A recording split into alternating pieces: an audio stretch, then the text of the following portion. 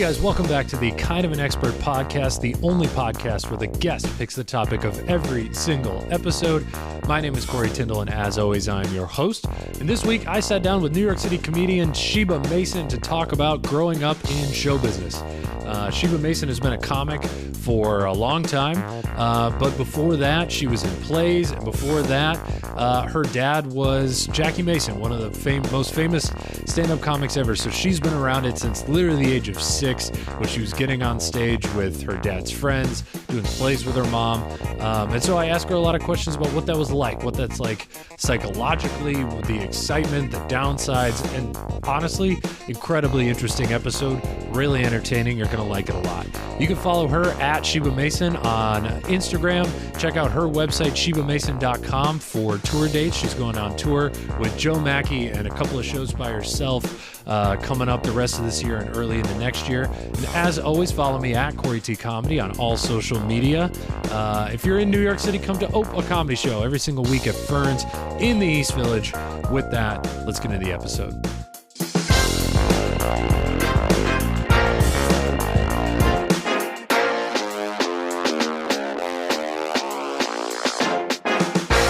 Cheers. All right. Cheers. Thanks for doing it. Thanks for having me. Yeah. So we're both dating people in show business. Yeah. So I'm dating another comic. That's kind of fun because I get to, like, everybody knows her, and now they're starting to get to know me, and we can kind of go to the same place. And Yeah. like if we both roll up to the Grizzly Pear or like Monkeys or whatever, everyone's gonna know her, everyone's gonna know me, and they're gonna be, oh yeah, it's those two. But like with your significant, he's not a comic, but I feel like he understands what's going on. Yeah. Like, do you get nervous bringing him into comedy clubs like I did with my ex-girlfriends who were normal, or are you like comfortable bringing him in there? That's a good question. In the beginning, I got a little nervous because it's a lot. It's like intense, and he's Sure. kind of a shyer guy. Okay. He's an actor. He's an actor and a musician and a sound designer. Like, he makes most of his living as a sound designer. Okay. But he's got that musician way. Sure. You know, like the chill, more. He's not really an actor. You know what I mean? Okay. Like his all. Like, he went to like Berkeley College of Music, Oh, so wow. it's like he plays like all the instruments. You know, so he's like more of like a super chill musician than like an outgoing comic. Gotcha. And he can like only handle going to the Monkeys like once every 2 weeks. He just can't. It's just like everyone is like, chatting and chatting and Yeah. chatting, and how is my set? And my set is it? And he's I like, know. but I have dated comics, and that was fun in its own way. But you're Yeah. doing it right because you're dating a successful comic. Yes. Yeah. It It's helps. so much better. It helps that I'm sleeping my way to the top as opposed to her who just has to drag me around and be like, well, this is my boyfriend. He's kind of funny, I guess. And then they're like, well, how funny is he? And then he is. And like, she's defending me. He's like, no, he's really good. That's sweet though, because I mean, It is sweet. I know you're not like using her. You know what I mean? Yeah, well, kind of. It's one of the benefits. I'm not going to say it's not. Yeah. In the city, it doesn't help me. She doesn't like get me on stuff. Like, people are like, oh, does she get you on this or does she get you on that? It's like, I'll open for her on the road, which is fun, but she was going to need to bring an opener anyway. So it's not like she was going out of her way for that. But it's more fun to bring your boyfriend to Oh, open totally. for you. Yeah. It's That's one so much hotel more fun. room. You get a little night out of there. Yeah. But like in the city, she hasn't gotten me into all these like clubs or whatever. Not But, in like, Brooklyn though, a little. little. No. No? She's gotten me on one show in Brooklyn, and it was because it was her birthday show. So she was like, oh yeah, you could do my birthday show, but like I'm not in the roster of all these places. But what it does do is it kind of gives me a little more clout. For sure. Like, people are like, oh, I can. Okay, he must be at least decent if Yeah. Carmen's dating him. So I'll bleep out her name, maybe not. But it's like, he can't be that bad if she's dating him. So I guess I can talk to him. And then people are a little friendlier than if I wasn't dating her. Yeah, I'm sure, because you are the company you keep. Yeah. So like, people are like, wow, okay, well, I can't be stupid. Right. Right. Do you get that when you go to his shows? It's fun going to his shows. Like he was in this group called Dirty Little Ditties where he was like the piano player, but he would like. You can't have that name in 2023. I'm sorry. That name is done. In all fairness, it was like 2016. That's a little late for that name. That should be a name in the 60s and nothing after that. Sorry, keep going. It was an old drag queen who came up with that name. And okay. It's true. You're right about that. But like it's fun because you like meet the people and like it's fun. I enjoy dating a performer who's not a comic because I like to be around like musicians too and like singers also and like it because I also am part singer and part musical theater-y. Right. You know, even though I'm mostly a comedian, but I grew up doing musical theater my whole life. So it's fun to like also like you know meet someone from a different element, you know, and like take you out of yourself for a second, a little escapism, you know, instead of just only comics because I've done that so much my whole life, you know. Yeah, that is a good point. Comics can wear on you. Yeah. Very, very quick. They're all very needy. I guess artists in general are all kind of needy, but like especially with you running a show, there's always a little bit, like mine's just a weekly. You got way more shows than I do, but like everyone that I talk to, I'm kind of like, all right, what are they going to ask? Like, what are they going to ask? And honestly, like every single comedy party I go to, like I went to Sean Donnelly's party, and it was like, oh, I got to see all these people I haven't seen, and then it's like 3 minutes, and then they're like, hey, I heard you run a really fun room, and it's like, I'm like, okay, like, can I ever get a spot out of going to these things? It's always ends up just me giving other people spots. Well, is like, I will never be the person that goes up to people and is like, hey, I heard you run a really good room. And it's like, that's never going to be my personality. So maybe that's the only way to do it. I hate the loiterers more. If they're talking to me at a party and they're like, oh, how's your show going? And kind of implying like, hey, I'd love to do your show. And I'm like, everybody wants to do the fucking show. You're not. Yeah. But the people that show up and loiter in the back corner, those are the ones like low-level comics that don't know me or Chris. That just hang out at the show? They just hang out. I have those all the time. Way, and then it's just like, oh, I know what you opening want. The door. There's not a ton of room down here. That's the issue. That's I know. Anyway, but you've just thinking about that, I needed a little more wine. Yeah, right. Are you more used to this given your background, or are you more sick of it being in show business for as long as you have? Because I didn't start until I was like, I did music in high school, but it's just like high school orchestra or whatever. What did you play again? I played viola, I played drums, I sang in a couple bands. Wow, really? You sang? I didn't know you also sang. Just a little bit. I'm not very good. I'm like 2000s rock good. Wow. Where it's like, you know, it's not. Nobody would claim that those dudes from 2000s rock bands were actually good singers, but they're unique and they kind of have a lower voice, so it fits with the music. Like, can you compare yourself to someone? Oh man, like, would you sing like "In Your House" alone? Like that? No, it was more like screamy, like less. That's like what I'm saying. bandy? Less. No, not hairband. More like Cake. Like 2000. I could do Cake actually. Okay. He wasn't even singing. I wouldn't even call that singing. It's more like kind of strolling just along, rhythmic talking. Yeah. But the like Foo Fighters or like a type of band like that. And I wasn't nearly that good, but like that was sort of my range or register. And that was like long-haired Corey, right? Oh yeah. Were you in bands? Like We played like a couple of shows. I wasn't like touring or anything. It was mostly my buddies and I in the garage. But then I switched over to drums, and I played drums for like 3 or 4 years. Wow. And I was much better at drums than I was at singing. I really respect a good drummer, you know? People don't understand exactly how much goes into drumming. Yeah. Well, it's kind of like comedy in that everybody thinks they can do it. Yes. Or they're like, only with the drums out of all the instruments. I could do a little pattern. I could do it. Like nobody looks at a guitar like I could rip a solo right now. Never picked it up. I bet I could do it. Like drums are like, oh yeah, how hard could it be? And it's like comedy. They're like, oh, I tell jokes all the time. Like how hard could it be? It's like hard. Like do more than one in a row. That's the hard part. Yeah, seriously. But they think because they're funny with their friends that they can like write a joke to save their lives. And some of them can.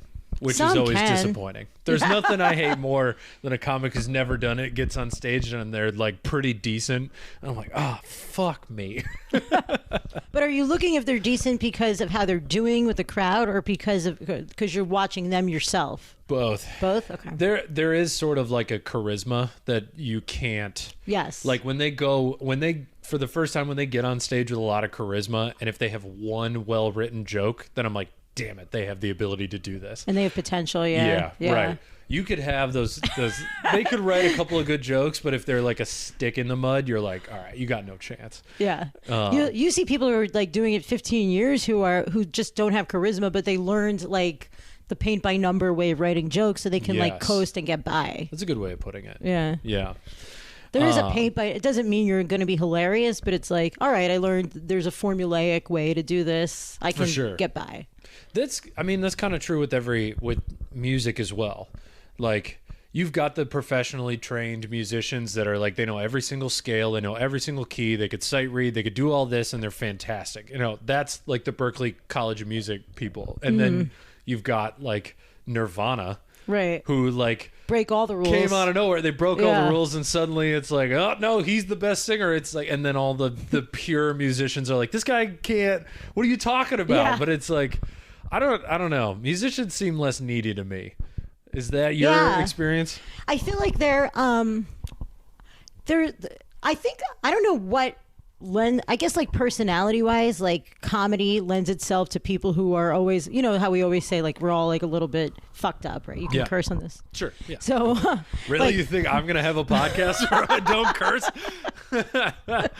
So like every third word is a curse. But and yet all sorts of musicians die from overdoses too, but they do it in a more like, I don't know, like pathetic way. Yeah, like but it's like, why are musicians so much easier to be around, like at a party or something? You know? Yeah. They're not like, maybe because they're so used to being in bands, there's a sort of like sharing quality to it. Yeah. Where they're not me. It's more like, I don't know, like, you know, even like in high school, you're always in a marching band or something. You need other people a lot.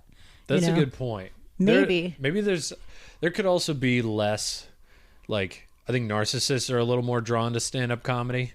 Yes. Because we're alone on stage. It's like, you know, they always say, like, if you run for president, you've got to be a narcissist in some, for sure. You know? Yeah. Like, you have to feel like, oh, it should be me up there.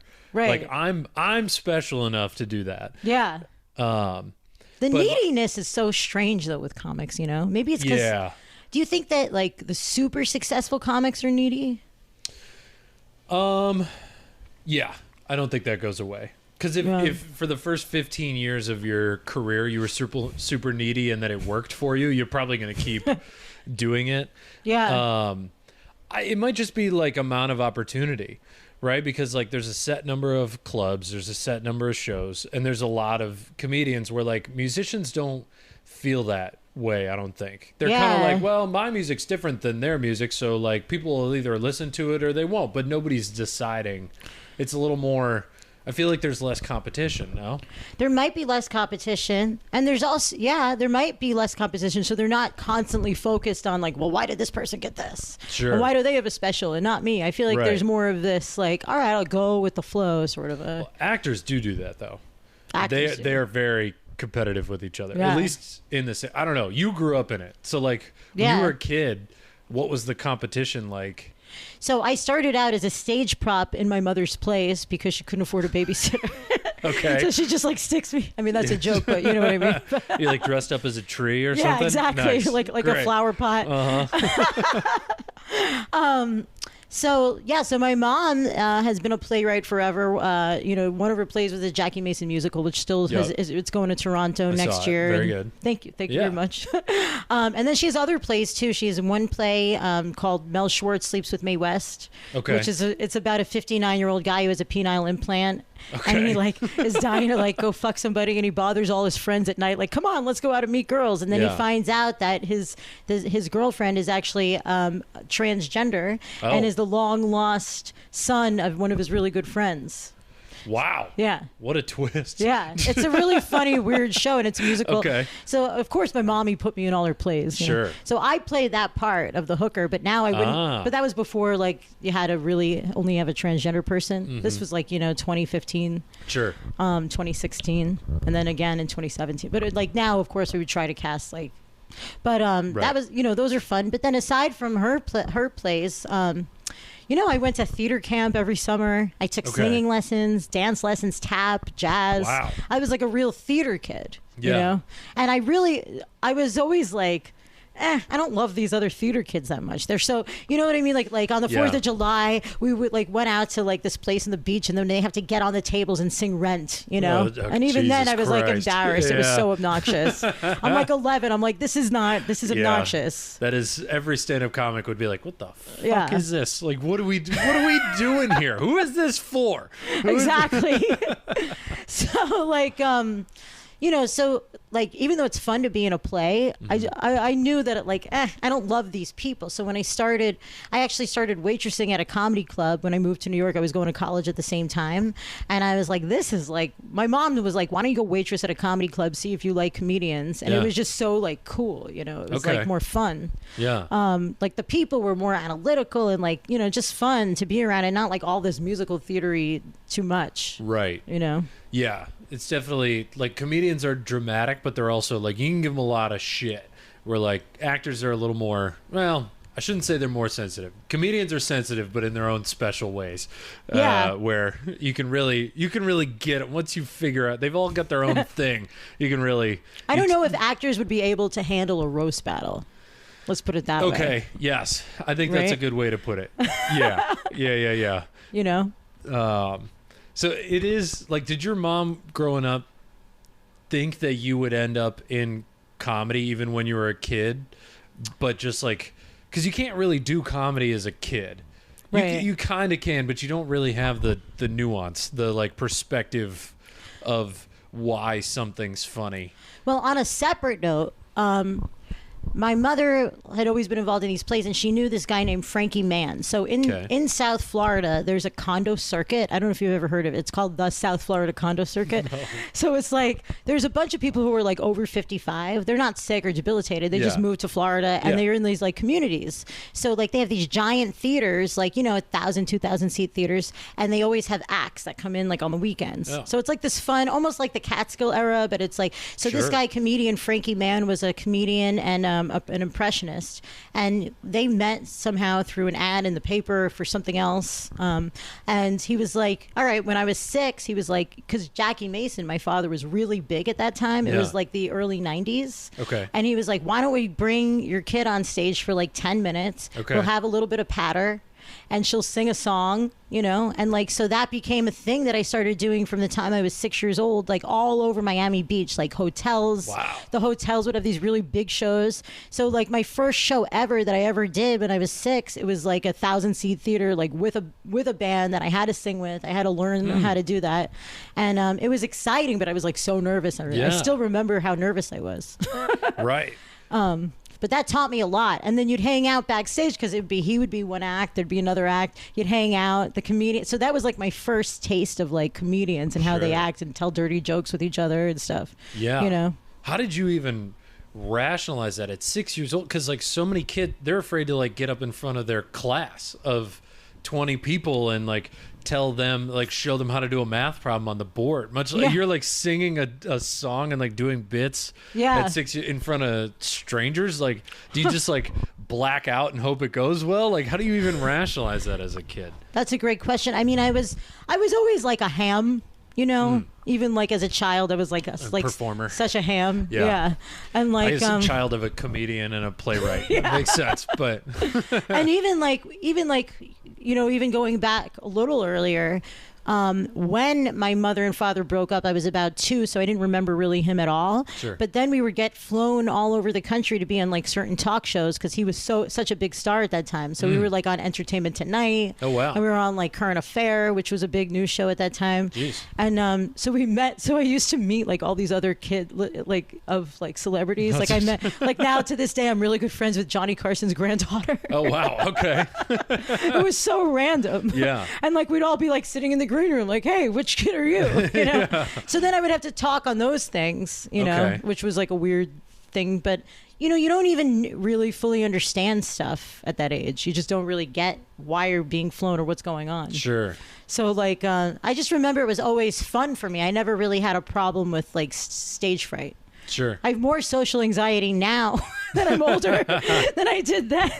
Oh, weird. Okay. Yeah, it's really weird. It's like, because you know how, like, when you're, before you're scared of anything, like, you don't even know that you're supposed to be scared. Yeah. So that's why they say, like, young people take all these risks, you know, and older people are more scared because you would know the dangers of things. It's like, I think I just, like, would leap with that, like, almost subconsciously or something. Huh.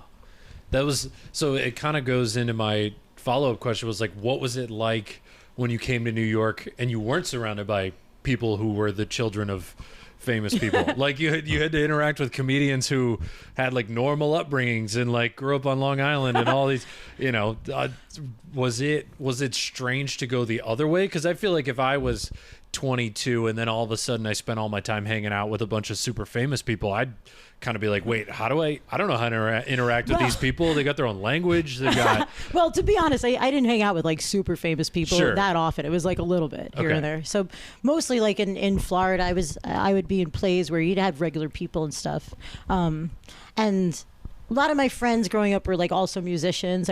My best friend Jane was like a musician who now is still in a really famous band in Germany playing the upright bass. Oh, cool. But I just like loved comedians so much. I remember like just watching it, I was like, oh my God, that's amazing. Like being around like every night, you know, it was just like so cool. When I was 8, they took me to see my father perform. And he was in the Broward Center of the Performing Arts, which was like, I don't even know, like a 10,000 seat theater. Big. And like everyone was, and then my grandma, my mom didn't go, but like my grandma and this guy Frankie Mann took me, and we went backstage to meet him, and then I couldn't speak. I could not speak when I met him for like the first time ever. Oh. Could not speak. I was like so nervous to speak to him. I think because I was in so much awe that this guy just performed in front of all these people. Gotcha. So that was like the only time I couldn't speak. That 8. happened? 8. So when you were like 6 and you were going on tour with Frankie Mann, like he knew you were Jackie's daughter, but you still hadn't met your dad. I hadn't really met him like since I was 2. Wow. Okay. But he would bring me up on stage like, "This is Jackie Mason's daughter. Doesn't she look just like him?" You know, and I did really look a lot like him. Oh man. And like people thought like, "Oh, is your mother exploiting you?" And I'd be like, "No, this is so much fun. I'm having a great time." That's a good way to put it, because you hear a lot about child stars and like the kids of famous people, and there are a lot of child stars that get pretty fucked up, like all those Disney Channel stars. Yeah. Or like even the kids from The Sopranos. I like. What do you mean they get fucked up? Listening to them, they were like doing hard drugs as like teenagers and stuff, because they were on the set. They were famous. They had a lot of money. They didn't really know what to do, like all this other stuff. But there is the other side of it. It's like it would be fun to live that life, you know? That's one thing I think about both my parents and my whole family in general is like no one did drugs, nobody really drank or anything. Like there were no drugs, you know. Jackie Mason didn't do drugs, my mother didn't do it. It was like a super clean lifestyle. That's shocking. A comedian in the 90s didn't do just mountains of cocaine. He never did anything. Unbelievable. Okay. I think if he had, he would have even been more successful, because then you're like hanging out after and hobnobbing with people who can That's true. You know, but he never touched the stuff. Like his only vice was pastrami and women, you know. He like loved going to delis late at night, completely stone cold sober. My mother's entire relationship with him, they were 100% sober, maybe one glass of wine once in a blue moon. Wow. I know. So that makes you see how like more sincere their love is without even the assistance of alcohol. Or was anyway. But they were, you know, you saw the story. But check out the Jackie Mason musical when it's in your town. You'll get the whole background.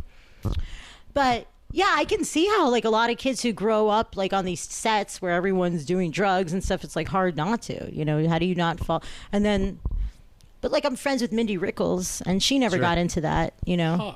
Yeah. Interesting. I guess my perception of show business back then is like it's the stories that people want to hear about, you know. Right. Like nobody publishes an article about how boring Jackie Mason is, but they will publish an article about how insane like this other comic is doing, you know, Bob Saget doing heaps of cocaine and drinking and all that other stuff, because that's fun to read about, you know. So that's true. That's a really good point. Yeah, they're just like two clean people. Which, well, how have you seen like show business change?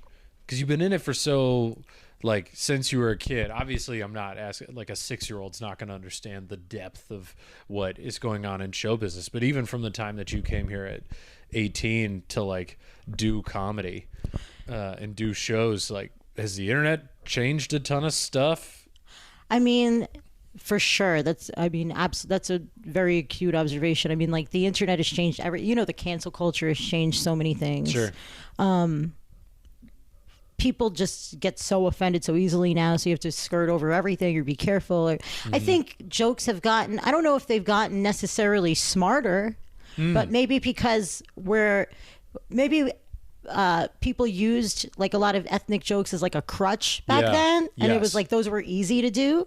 Maybe it's almost better that we can't always do them. Like maybe write another joke about something else that's like more insightful or more, intuitive, something brand, fresh. I think that's what I was going to say is, like, I think the cancel culture kind of put guidelines on there, and the people that are really mad are the ones that used ethnic stuff or, saying, like, calling people the F word, calling people the R word, like, as a crutch. They didn't have real punchlines. They didn't have good setup, but they knew they could get a laugh calling someone a retard. Right. Right. I was like, what's the R word for a second? I haven't heard it so long. Child of the 90s. I know. It's been so long since no, but that's true. It was kind of like maybe it's almost, but you have a very good friend whose name maybe we shouldn't mention. Yeah, nope. But you know who I'm mentioning?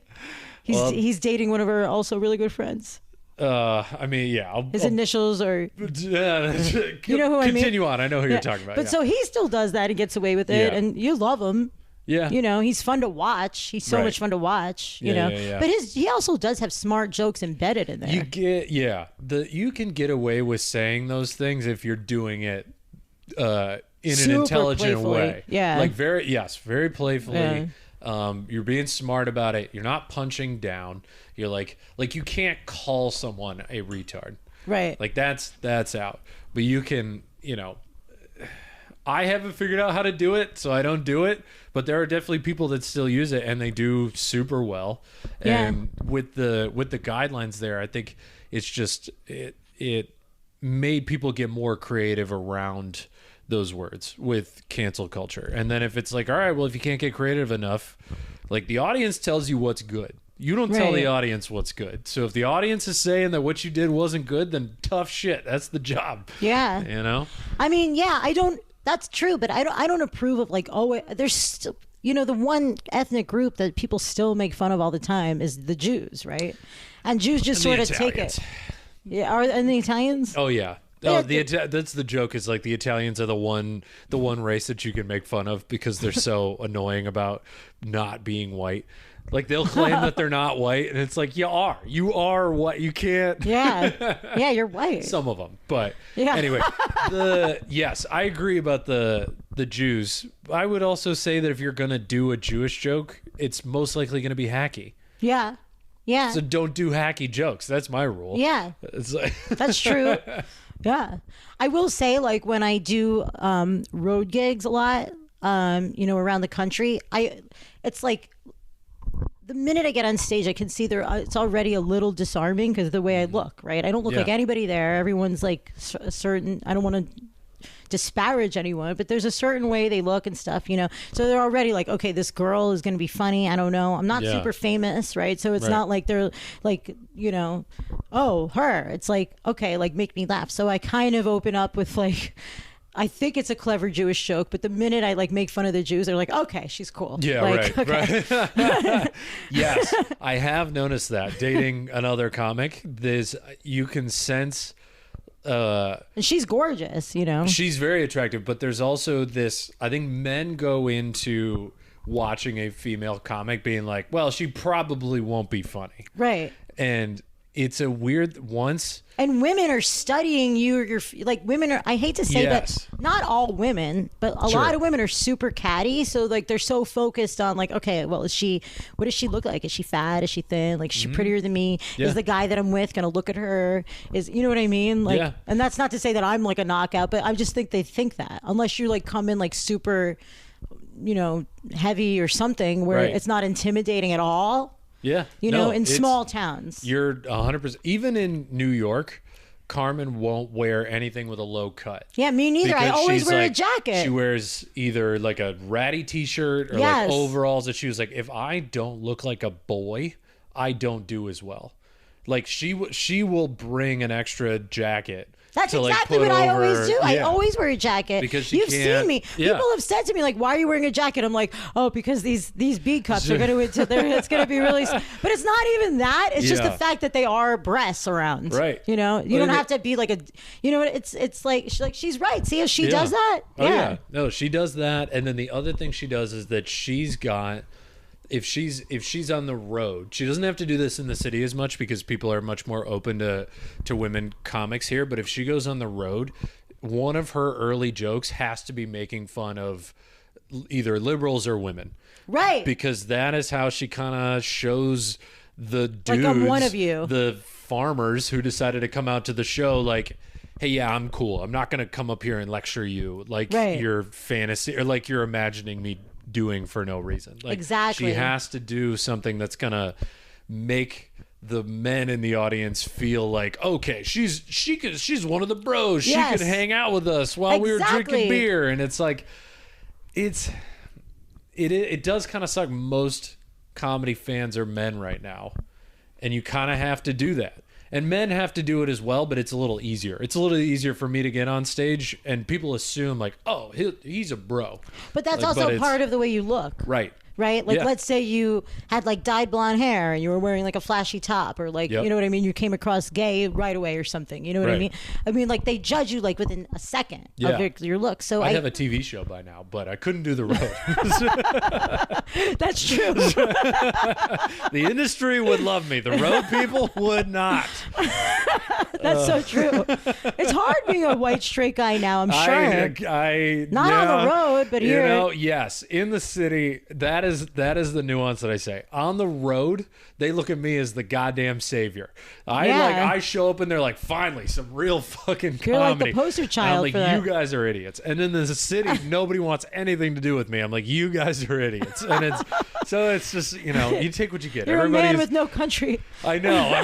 I'm really suffering out here in my studio apartment and my hot girlfriend. It's real tough. Yeah. Let me get the violin. Yeah. But look, like people here, you're like, let's say they're here, you're coming from New York, and let's say you're doing, just for example, like I was just at a place in like the middle of nowhere, Pennsylvania, right? These are not bad people. They're good, salt of the earth, hardworking people, blue collar people for the most part. Yep. They just want to have a good time. They're so busy all week. They work so hard. They have kids. They have this. Yeah. They paid for a sitter tonight. Like, give them a good show. So if they have reservations, like, oh, she's like, if I have a Trump joke, which is not anti or pro, it's just a stupid joke about how he like made the word pussy a household word. Sure. Right? It's neither here nor there. Yeah. Early on, I learned actually from a really good comedy teacher, super early on, if you're going to do, even then, before it was so polarizing, if you're going to do politics, don't make it polarizing. Don't pick a side unless you're famous and you really want to make a point and be like this soothsayer. If you're Michelle Wolf and that's your shtick, is you're making a point, then I agree. Yeah. But you can do politics if you don't choose a side and it's just something stupid. Right. Right? Or something like silly. Yeah. That's a good way. It's also... like, silly's a good way to get into something. Or if you're going to do politics, you can kind of play both sides, I've found. Right. Like if it's overall going to be anti-Trump, but you say at the very beginning, like, he's got a good point about this one thing. It kind of disarms those people. Right. But then it ends with the other people being happy, and you can kind of live in this weird middle. You could do that. That's a little riskier. It is riskier. But it's the only way I can get adrenaline anymore. Yeah, you got to do something for yourself. Yeah. So why isn't that mentality of make me laugh, or let's see if this is any good. Why doesn't that pertain to musical theater? Because comics say that all the time. They're like, well, you wouldn't go to a theater a musical and start heckling like all this other. Why does that only happen for comedy, in your opinion? Great question. I think a lot of it really has to do with the setting. I think the fact that, you go to see a play, you get your drink beforehand. There's no waitress service, right? There's no, server coming around. You're not eating, you're not drinking. You don't get up constantly to go to the bathroom in the middle of a punchline. It's like, and you're in like this nice theater usually, or even if it's like a shitty theater, it's still a theater. The doors are closed. There's a certain like feeling of formality. The lights are off. Yeah. And we're seeing a play. Right. And like you'd have to be such a dick to like interrupt a play while people are like in the middle of stand-up comedy is a lot like when you go to like a bar and there's a band playing in the background and you're kind of talking to your friend and you're kind of watching the bar. Yeah. I hate when there's a bar in the background. A band in the background? Or a band in the background of a bar. I hate it. Because it depends if you go for the level's band. not right ever. Right. They're either if they're too quiet, I don't hear them and I don't care. But they're almost always too loud. Right. And it's like, oh my God, I didn't go here for you and your fucking weird dude, your weird friend from high school to play stand-up bass while you played, I don't know, guitar. What are we doing here? Or you go to see a live band. Right. Right. Or you go to see a live band. So yeah. It is, but think how they feel. They're like, I just happened to stumble upon this band. We were hanging out at this weird town in Long Island, and like there was a really good band playing. If they were like 60 playing like classic rock, whatever, sure. No one was paying attention, and like I'm like, yeah, because they just throw a band in here, right? Like you've done those ambush shows. Dude, where like comedy shows I are like really take over the not bar. To anymore. I know. I say yes to doing them and then I get out of it on the last on the last day. Oh, I'm so sorry, man. I had something pop up, or like I'll ask someone who's done the show before. Is like, is this any good? Like, what's the deal? Yeah. Because there are some bar shows where it's a completely separate room. You've got to have the separate room. If it's just like both of us have those kinds of shows. Right. Separate room. Yes. Yeah. That could just be a show. I don't like that. Those are fun to do. But the ones where it's like, hey man, we're gonna get started. You two over here, you're sitting at the bar. Do you want to watch? Yeah. You want to watch for a little bit? Oh, brutal. All right, never mind. And then it's really like an insult to the art form. They deserve to heckle. I don't blame them when those people heckle. Because we're heckling them with comedy. So yeah, that's a genuine ambush show. I told it to my boyfriend about those shows. He goes, "They actually call it ambush." Yeah. I'm like, you're literally forcing people to watch a show. And then there's a show that the name of it is Ambush Comedy, and it's actually a really good show in a pizza shop. But it's been there for so long that people kind of know.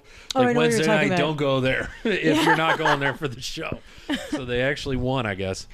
There is something like, at least from what I've seen, I think it's a little bit of a familiarity with comedians where like the trick of a comedian is that you feel like you're in a conversation with that person.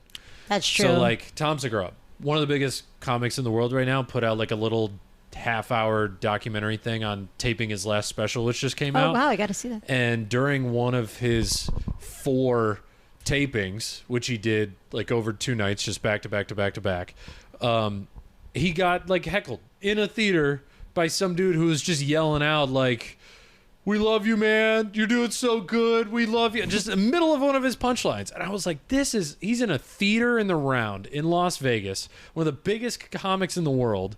All these people know who he is. They know what he does. Like all this. Dude couldn't help it. Tom Segura. Yeah. Okay, so with that, I'll say, of course, not cool. They think they're doing the right thing by like cheering him on. But I'll also say that his podcast. Okay, so I was in Austin and I was opening for Attell at the Moon Tower Comedy Festival the next day at the Paramount Theater, and it was like a 1,200 seat theater. And I was like, I want to go see a show because I got there the night before. I'm like, let me go see Tom Segura's podcast. Yeah. Right? On the way into the theater, they hand everybody barf bags because the stuff that they showed on like it was so like cringe. I've seen it. You've seen it, right? Oh, yeah. I mean, like unbelievable. Yeah. It's like people getting cut in half. It's like the worst stuff they could find on the internet. And so everyone, so they actually so I feel like in that particular case, here's a guy who, everyone knows he's boisterous. Everyone knows that. So that's not to defend the heckler, but it's like, all right, we know he's not like a classy theater comic. Sure. You know what I mean? Sure. That's okay. So you're saying there's a difference between like him and John Mulaney. Yeah. Like John Mulaney feels like a play. Right. Or a one-man show. I don't feel like Mike Birbiglia gets heckled too often. Exactly. That's like also his fans are different. His fans are smarter. There's no other way to put it. And you have to think like, well, what kind of fans do I want? Like, all right, sorry, man. Like your podcast lends itself to people that are going to do that sort of shit, you know? Yeah. Well, do you get, since you're navigating the industry, trying to make your own career, how much has being Jackie Mason's daughter played into it? Like from and when he died, you did a couple of shows, but he wasn't super involved with your career, but obviously people know who you are. Not only wasn't he involved, but when I first moved to New York and I tried to get a job as a waitress at New York Comedy Club when Al Martin owned it, his people like somehow heard about it and like called him up and were like, we would prefer it if you didn't hire her. And he was like, what? That's why I can never really hate him that much, because he was like, Al Martin. Yeah. Okay. But like he was like, listen, like, she's a kid trying to make it. Like she just needs. I'm hiring her as a waitress. Who the fuck are you to tell me who to hire? It's my business. What would that even do for Jackie May? Why would he? I don't even know if he was aware of it, but he had a crazy manager who like is, who was like just always very jealous of the fact that my mother had a kid with him and stuff. Okay. You know? So, how did it help me and how did it hurt me a little? Well, it helped in a way that like, when I get hired because they knew who he was, I would go like, well, you really wanted Jackie Mason, but you couldn't afford him, so you got me. Yeah. I get really well-paying Jewish gigs, synagogue gigs that I wouldn't get if I wasn't his daughter. Okay. They're not particularly like what I really want to do, but it's a great paycheck, you know? Yeah. Also, I get a little more respect from some of the veteran comics. You know, they're like, all right, Jackie Mason's. It's like now we all know Greg Giraldo Jr. Everyone's so excited that they knew his father. So there's a certain nostalgic aspect to that. Yeah. So that's always been like kind of fun, you know? Okay. That's fun. He himself did not really help me at all. But just being his kid did help in certain ways. You know, it opened up some doors here and there. Yeah. Did you appreciate the help or did you kind of resent it? I appreciated it. He, okay. So it wasn't like no, I want to do this myself. Like, I don't need the help. I'm like going to make it on my own. And I think appreciating it is the smart way to do it. I think the kids of rich kids that are like, oh no, I'm going to do this all myself. And then they just fail because like why deny dumb. Like the little tiny things you have, you know? Like if you have my dad was a famous comic, I'd be like, yeah, that one, he's my dad, can I come to a set? I was born a little too late for it to help so much, but as much as it could help, it's like, why not use what can help you? You know, it's I'm already like struggling because he didn't help me, you know, either financially. I paid child support till I was 18, but like after that was it. So I'm not getting help financially. Every single thing I did on my own. So to tell the truth that I'm his daughter, like why not use it? You know, why avoid the truth? It's the truth, right? You know, people ask me like, is he really your father? And I'm like, if I was gonna lie, wouldn't I pick someone like more prominent? You know, more attractive at least. Yeah, right. like why would he did have 8 one-man Broadway shows, and that's a place where nobody ever heckled, by the way. Oh yeah, I'll believe that. Yeah, I think that has to do. I think there is a ticket price factor to that. Yeah. Which is an old Daniel Tosh joke where he was like, during one of his tours, I saw him live, and I don't know if you remember, but there was during part of the Ticketmaster thing, there was kind of like people were complaining at how high tickets sales were, and they were asking artists to like, hey, you should bring this down. Like, why is it $80 to see Daniel Tosh or like something like that? And he was like, that? And that was like 2013, vaguely 2014. It was like a whole thing around price, and shows were getting so much more expensive. And Daniel Tosh's joke was like, no, I make the tickets $80 on purpose. I don't want people who can't afford $80 to come to my show. Those people are animals. And it's like, so that's what you get with the one-man show thing, is like it's more expensive, I think. And so you don't get the people that are like, $10, sure, let me show up and see what's going on. I mean, on a really minuscule level, you know, my show, like like I have a secret free email blast, so I let like maybe 6 or 8 free ones in just to pad the room. Yeah. And there's always like an issue with them. They're way worse. Like they're just worse. They sit down, they get up. Like the other day, someone like actually tried to steal money from the tip bucket. So it's like, I think a ticket price like it keeps out the riffraff. Like, yeah. I'm even happier. I'm like we did this like dinner cruise the other day, and like my boyfriend was like, "Do you think it's going to be like super ghetto?" And I'm like, "I don't know. It might be." But then we looked at the ticket price, and it was like $80. So okay, it won't be. You know, not that there's anything wrong with ghetto. Poor people can die. This is what we're saying. We don't need them. Honestly, this is going to be horrible. We need as many billionaires in the world as possible. The poor people can fuck right off. They can, I don't know. People come with a certain expectation. This is not good. We might have to edit this part out.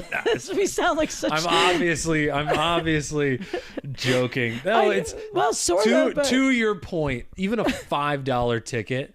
Yeah. Which everyone can afford. Yeah. That you have something invested. It's skin in the game. Invested. Yes. Yeah. There is also something to like, oh, it's a free show. How good could these people be if it's a free show?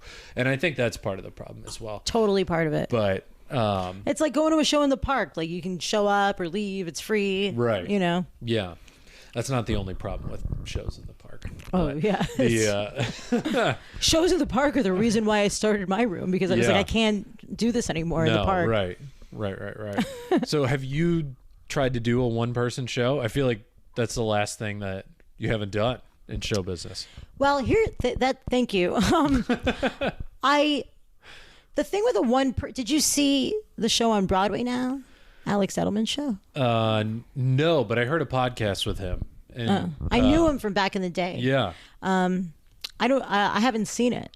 The thing about a one-person show as a comedian is like, do you do it all stand-up? Do you do a stand-up show? Sure. Like Colin Quinn does, like all stand-up. Yep. I would love to do that, like in a theater, you know? Like really run a one-person show. I've done one-person shows, like I did the show called Whose Holiday, where I was playing the girl from The Grinch. What's her name? Cindy Lou Who, like grown up. That's not about me though. It's like it was a play. Do I want to do my own one-woman show? It's hard because it's like, well, do you take a break and do the whole sentimental thing, and then this happened, and then that happened, and I was devastated. You know, I don't know. I'm not there yet. Okay. You know, a few more years of therapy, and then we could get into. Then you can start doing the sad shit on stage as well as the funny stuff. Like, what do you think? Do you think one-person shows always kind of incorporate like that sort of true Hollywood story element, and then there was this, and it's kind of a blurred line, right? Because you've got like the specials like Hannah Gadsby, which came out as stand-up, and then all the stand-up purists were like, that's not stand-up, that's a one-person show.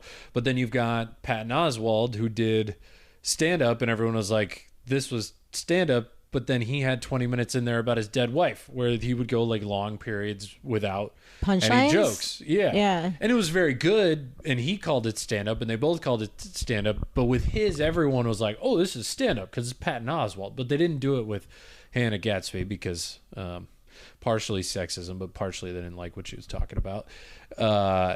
So I don't know. I think the way that I look at a one-person show is with the through line.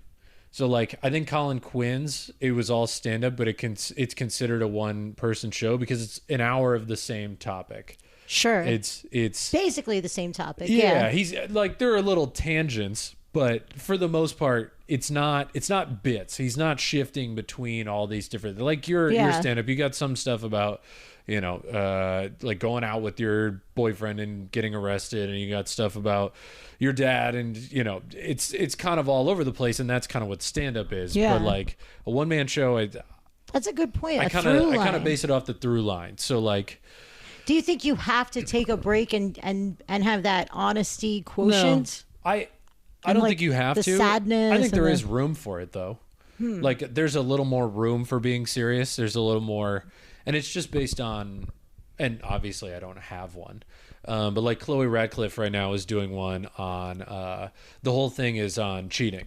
because she talks about how she cheats on all of her significant others. And so she's doing a one-woman show, and she's practicing at under St. Mark's. I don't know if she's got any more. So funny you mentioned that, because I was just talking to her ex, and he was telling me all about that. Did you?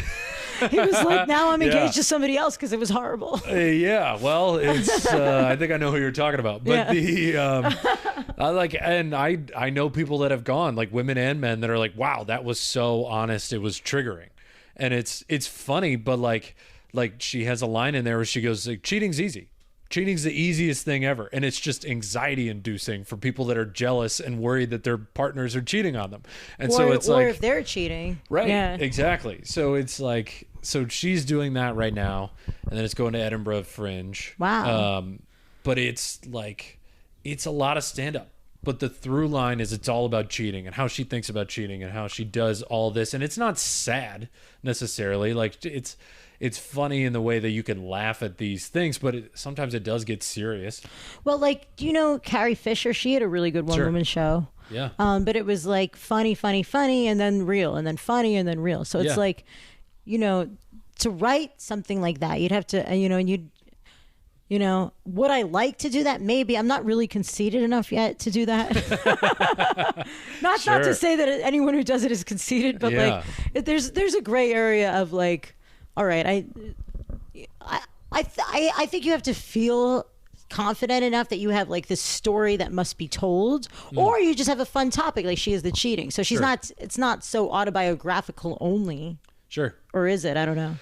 I've only heard about it. I haven't seen it. I respect anyone that does it. Oh yeah. I mean, like, that's a lot of work. It's really difficult to write, to perfect, and to revise. Directors and producers and other people involved. It costs a lot of money. Yeah. Half the reason stand-up's so nice is because I don't need anyone else to go do it. I could just, or like this podcast. It's like, you want to start a podcast with someone? I'm like, it's a lot of schedules to work around. Yeah, how about I just do it on my couch? That was the worst part about bands is like, I told you I was in bands in high school, and it's like we could never find time. It's like, oh, this guy's got soccer, this dude's got detention, this dude's got math team, and it's like, all right, cool. So when are we doing this? It's the same with being at a play. Yeah, it's amazing that we ever roll up there. Yeah, so like I don't even need a bag. I just my wallet, keys, phone, and then like boop boop, I'm done.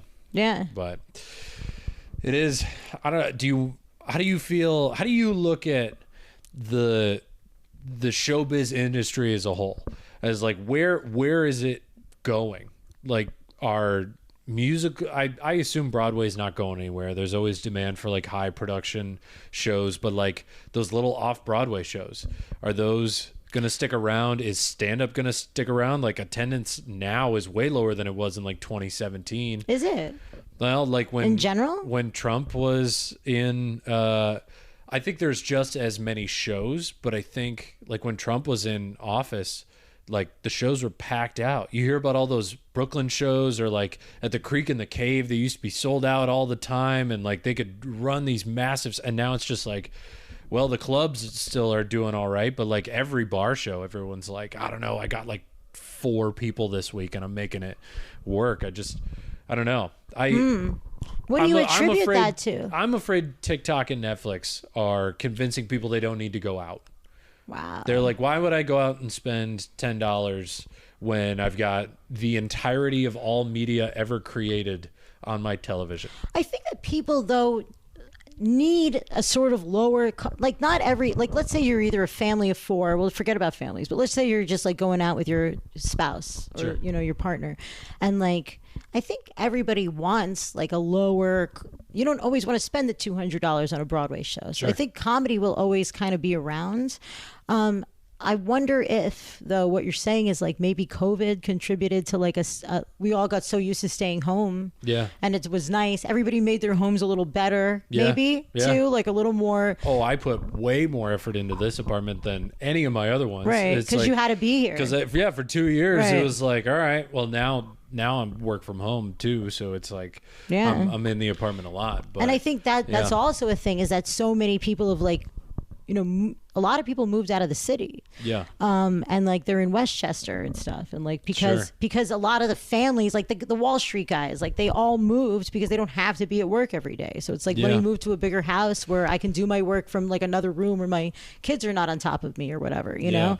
I wonder if that has anything to do with it. I think Caroline's being open, when they were open, they, just by virtue of them being right there, I think brought people cared about Caroline's. I remember being 50 and like, I'm 15. I remember being 15 walking around like Times Square and I was like, I gotta go to Caroline's because it was like so famous, you know? Sure. But they would have headliners on the weekends that people would come in from like Long Island and New Jersey to see. So I don't think those people that aren't going to Caroline's are going to like my show or going to the Pair. Sure. I think where are those people? They're just staying home. Like, because they don't have an impetus to like necessarily come in. That's a good point. They kind of lost the draw, and now the only like real draw in New York comedy is the Comedy Cellar. Where like if I ask someone who doesn't live in the city where to go for comedy, they would recognize that name, right? And then they could probably pull New York Comedy Club out of their ass because it's the name of the city, right? But for the most part, like the Village is where people are kind of wandering around and like, oh, this is comedy area. Should we go see something? Should we like, but Times Square is tough. And maybe I hadn't considered that, but maybe Caroline's. I also think, I think the city is roughly at the same population that it was pre-COVID. But I think to your point, the older people, the people in their 30s, sure, I'll take a little bit more. Thank you. The people in their late 20s, early 30s who have kids that understand the nuance of comedy left, but the people that moved in are children. They're 22 years old. They're 23 years old. They don't really get it. They're like, they think of comedy as like bro, like, oh, it's all Joe Rogan. They're all like, they're just trying to be mean to people, like that sort of. They haven't realized that there's different niches in comedy, just like there is music. Like you can't listen to pop country music and be like, all music sucks. In the same way you can't listen to Joe Rogan and be like, all comedy sucks. Yeah. And I don't know if the kids have figured that out necessarily. There's such a variety of comics just on Netflix alone. Yeah. That, I mean, you've got, Mark Norman and Hannah Gadsby and like everybody, like so many people, where I feel like you get such a flavoring of comedy. Maybe you're right. Maybe people are like, why do I need to go? Yeah. I didn't start watching comedy until I was like 2021. So what do you think people are doing for nights out, like a mini night out? Without That's a good question. I mean, even if you go out to eat, it's $100 a person. Yeah. If you have one glass of wine and you go out to like a halfway decent place, it ends up being like $100. Yeah. For two people. Someone invited me to, they're like brand new in comedy. We'd known them for a while, but they were like, hey, do you want to come to this bringer? And I was like, fuck no, those are $100.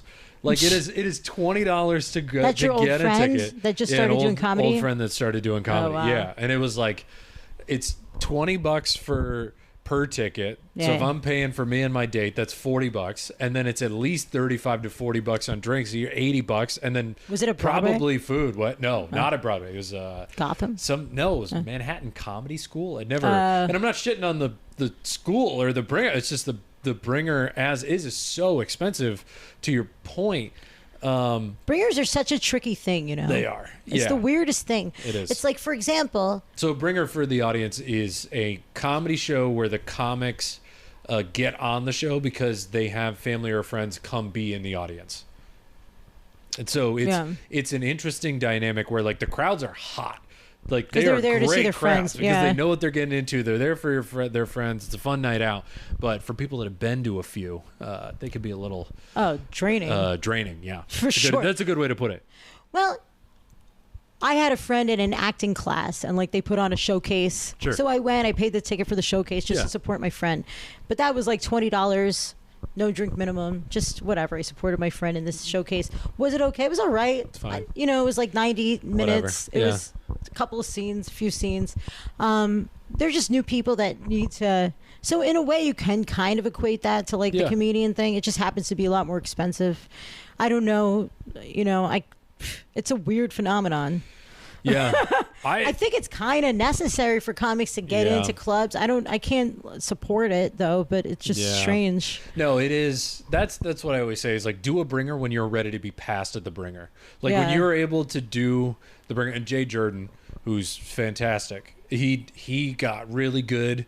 He's a gay black dude, super good writer, grew up doing drama, like just I knew performer. him. He was great. He did the Broadway bringer when he was like 6 years in. And at that time, I was like, there for that. Of course he got passed. Yeah. Like he is who they're looking for. Yeah. And so all these people that are like, but that is also like a niche kind of a, it is, type. Yeah. But to your question about what are they doing? I think people are saving their money to do something that they can post on Instagram about. Whoa. They're like waiting for the next cool thing where they can say like, we went out to this, and it does happen with tourists. Like I went to the Gatsby experience. You know, that was happening. Right, the Gatsby experience. Or like, have you done that? No. Carmen's not going to make you do that? No, probably not. You get all dressed up. Yeah, I know. And then you just kind of walk from room to room. I know. In your costume, there's like an idiot. So there's a... there's like kind of there's a thing on the Upper West Side. It's I think it's called Please Don't Tell. Yeah. Where it's a play inside this mansion, but you get free reign to walk around the mansion, and everyone's all dressed up. That's what I would rather do. Where it's like this weird artsy. Well, that's like sort Sleep of thing. No More. I did Sleep No More. Thank you. That's what I'm looking for. Yeah. I would rather do that than the I know, but the let me tell you, experience. as like you walk around and you see another room. Sure, I got you. I'm with you, but to that point, like I think tourists do that, especially during the pandemic. Like the Monkey Show was the thing when everything was closed down because it felt like edgy. It was like, this shouldn't really be happening, but it is. So like people were like, look what I did. I was in New York and I did that, and like it was this big Instagram thing. And now like the only comedy club that has that effect to it is the Comedy Cellar, where people are like, they're going down there and they turn around and they take a selfie next to the sign. So and it's not even to do the thing. It's just to show you did the thing. I think it's to show to do the thing. I think that's People also have to have some form of enjoyment. Tonight, I think as you get older, yeah. Do you know where I'm going tonight? No. I don't even want to say this publicly, but I'm going to see RFK Jr. speak with a rabbi somewhere. Oh my God. Why not? It's fun. It's stupid. It's weird. It's tough. Yeah. Like, why not go see him? Hear about how vaccines are fake and all this. Just he's an interesting guy. Sure. I'm not going to vote for him. This is the sick comedian thing where it's like, oh, I want to see the fucked up person say fucked up things. Where like normal people are like, Jesus Christ, you're giving him money? It's like...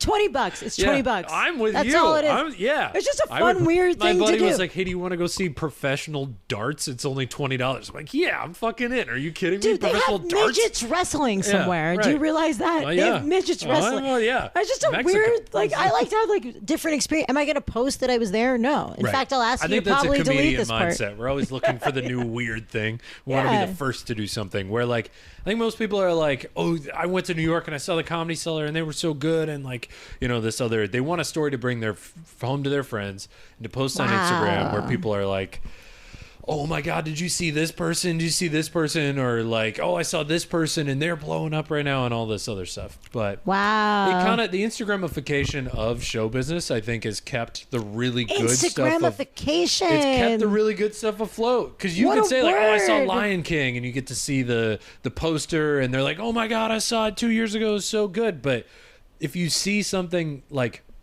an underground thing, you go back to your friends, you have to really sell it on them. You have to be like, "No, it was really cool. It was in this like weird, you walk up this staircase that, you know, it's the back of the bar and the door says it's closed, but you just get to go through anyway." And like, that's a cool experience. And that's why I think people keep coming back to the Monkeys. It's like, it's unique. It's on a patio. It is kind of a speakeasy show. Yeah. It's still maintain that. You're just going to a random show in a bar somewhere. They're like, "Yeah, I saw a comedy show in a bar." Whatever. Anyway. Yeah, but people really shouldn't do things for the story. I think they should do things like to just enjoy yourself. Yeah. Life is so short. Yeah. You know? What if you don't have any friends? Like, would you just... Well, kill yourself. I don't know. Either get a friend or kill yourself, because there's no point in anything anymore if you can't post it on Instagram. Oh man. Well, like, you don't even know if it really happened. Right. Yeah. Yeah. Well, we're at an hour. Did we miss anything? Was there anything you were dying to talk about that I didn't No, I ask? think you're such a great interviewer that I wonder if you you didn't major in journalism? Like No. What did you major in? Low self-esteem. So I'm always asking other people about their lives.